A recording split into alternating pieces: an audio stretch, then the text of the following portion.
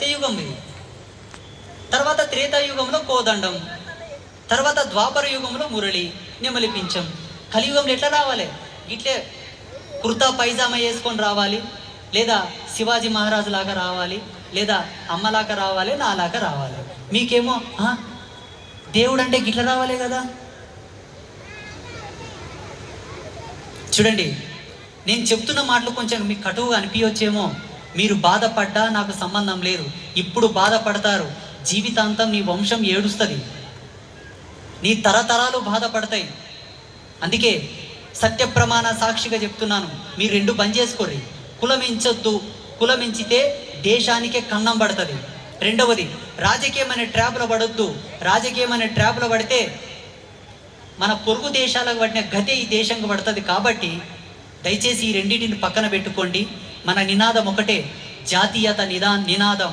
మన లక్ష్యం ఒకటే, హిందూ సనాతన ధర్మం. వీటన్నిటిని మీరందరూ పాటించాలని చెప్పి మనస్ఫూర్తిగా కోరుకుంటూ, సమయభావం చాలా అయింది కాబట్టి మిమ్మల్ని తిట్టాలంటే ప్రపంచంలో ఎవ్వడు సరిపోడు, నేనే తిడతా. ఇది నాకు బాగా తెలుసు. హిందువులను తిట్టాలంటే నేనే. ఒక బాపనాయ వచ్చి తిట్టిండి అనుకోండి, మీరేమంటారు తెలుసా? మనువాదం.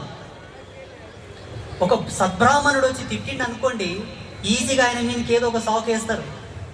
లేదా ఇంకొక మంచి స్థాయిలో ఉన్న వ్యక్తి వచ్చి తిట్టాడు అనుకోండి, ఇంకేదో వేస్తారు. నా మీ నేరు ఎవడన్నా వేసాడో చూస్తా, ఎవడన్నా నేరు నా మీద చూస్తా, రారు ఎవరన్నా వచ్చి చూస్తారు నా మీ నేతరారి. నేను చాలా సందర్భాల్లో చెప్పాను, అమ్మ నేను చాలా సందర్భాల్లో చెప్పాను, నన్ని ప్రోగ్రామ్స్ పిలవకండి. చాలామందికి చెప్పాను, నన్ని కార్యక్రమాలకు పిలవకండి అంటాను. ఓలేమంటారు, స్వామి నీవేరా ప్లీజ్ అంటారు. నేను వస్తే ఇట్లే ఉంటుంది, సాకిరేవు మీద బట్టలు ఉతికినట్లనే ఉంటుంది నా వాదాంతం అంతా కూడా.